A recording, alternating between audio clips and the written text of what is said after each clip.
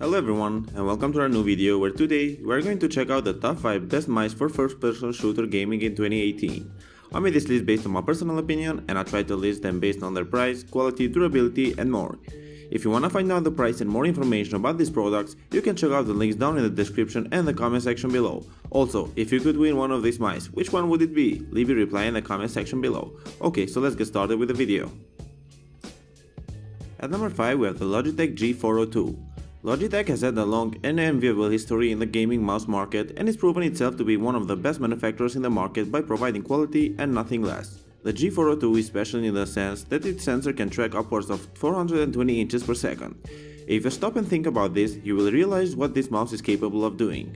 The G402 Hyperion Fury may look simple at its first glance, but under the hood it delivers great performance. FPS gamers require a mouse with a very specific set of features, which don't necessarily correspond with the all-purpose or MMO mice. FPS titles call for a minimalist aesthetic and the on-the-fly sensitivity adjustment features, which this mouse does have. Aesthetically, there's a lot to like about the G402's angular design. It's a mix of jutting plastic and rubber padding that feels downright wonderful to use. The mouse is long and low to the ground, letting a player's hand rest easily across the whole device. Not only is this ideal for players who use a palm grip, but it also provides plenty of resting space for claw grip players. The G402 features 8 buttons, all of which can be easily programmed to do anything you want. They are placed strategically all over the mouse so you can easily reach all of them. You can fully adjust this mouse using the Logitech gaming software. On it, you can adjust lighting for the G logo, choose up to 5 DPI settings between 240 and 4000 and program a shift DPI for when you hold down the sniper button so you can get more precise mouse movement in small intervals whenever you need it. While it may not be the most attractive gaming mouse on the market, the Logitech G402 Hyperion Fury absolutely delivers where it matters. It's really comfortable to use and it performs superbly. So, if you are looking for a mouse that can perform outstandingly well on FPS games, the G402 is your answer. Next up, at number 4 we have the BenQ Zowie FK2. The Zowie FK2 is one of the most popular gaming mice amongst pro players, and there is a reason why. The FK2 has the same specifications as Zowie's own FK1, but it houses in a smaller body, one that just happens to match the shape and weight of the original FK. This means it is both small and light. In fact, at 85 grams, it's one of the lightest mice on the market, so hand fatigue is unlikely to ever be an issue. The FK2's build quality is remarkably good, with the plastic body being very solid indeed despite the low weight. The matte black surface is slightly grainy, leaving it smooth enough to be comfortable but not so much that you can get a good grip on. What I love the most about this mouse is that the design is very minimalist with no unnecessary buttons or LEDs, and that makes the mouse well suited to FPS types or those who prefer to have macros bound to their keyboard instead, so you will be free of distractions. This specific model is aimed towards people with smaller hands, so if you are someone who has large hands, you should take a look at the FK1 or FK1 Plus. The FK2 uses a Avago 3310 optical sensor and its performance is excellent. When using this mouse, you will not experience any acceleration at all and little to no jitter, which is what you should look for when purchasing a FPS gaming mouse. What most people don't like about this mouse is that the DPI switch is under the mouse, but I don't think that this is a huge problem because I doubt anyone would want to switch the DPI in the middle of the game.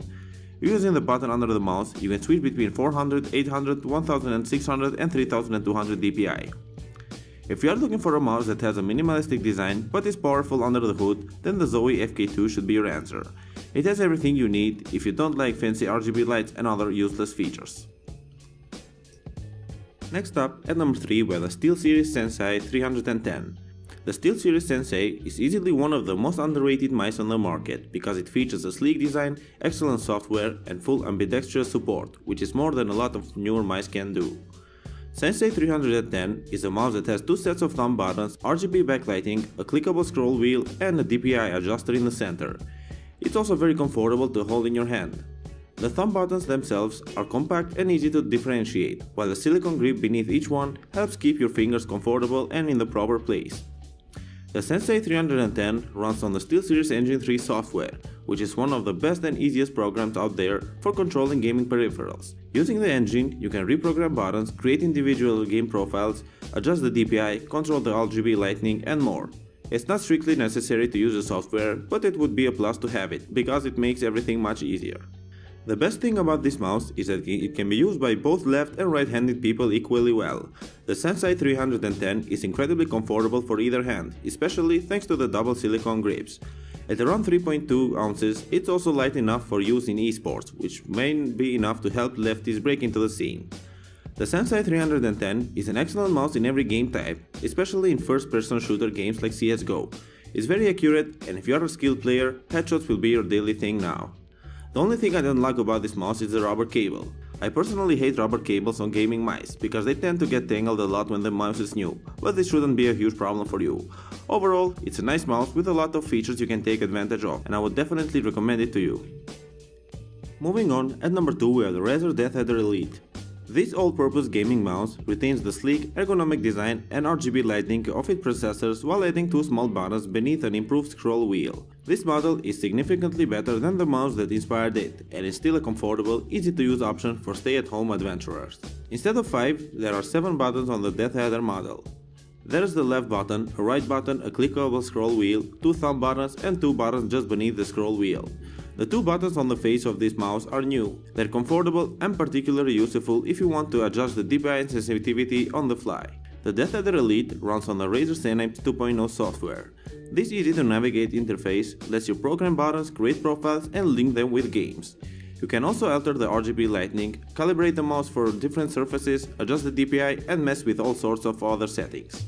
The bottom of the Elite features 2 oversized Teflon feet above and below the all-new 5G optical sensor, which boasts a DPI range that stretches from 100 dpi all the way up to 16,000 dpi in 100 dpi increments, as well as 99.4% resolution accuracy and tracking speeds of 450 inches per second, so basically there's no unusual jitter, no angle snapping and no skipping.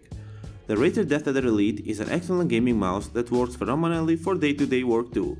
It's not that expensive and offers good value against its competitors, so you can easily say that it's a very good mouse that can do almost everything. To finish off our list, at number 1 we have the BenQ Zowie EC2A. The Zowie EC2A is BenQ's first right-handed gaming mouse aimed at esports, available in 2 sizes and 2 colors, black and white. The EC2A features a 3200 dpi sensor, a sleek, ergonomic design suitable for claw or palm grip types, a glossy white coating and a 4-color scroll wheel. This model has 2 versions, EC1A and EC2A. They are technically identical, the only difference between them is size, with being the EC2A the smaller one. I have tested both and I think that the EC2A will be the correct one for most of you, unless you have really large hands. The black version is not an eye-catching mouse. It has a simple design, matte black surface with a red logo and the LED light for the scroll with 4 colors to indicate different DPI steps. You will not like it if you want something with fancy LED lights with thousands of colors to display. However, if you want to become a professional FPS gamer, you won't care about these things. The mouse is very well built. Despite of its lightweight, it feels very durable and high quality, and even after using it for a long time, the surface will always look the same because the material used to design it is pretty high quality. It is a LAN-ready plug-and-play mouse, hence you don't need a fancy software to get everything up and running like the RAZER mouses. It is basically set and forget, and this is extremely convenient when you play on LAN.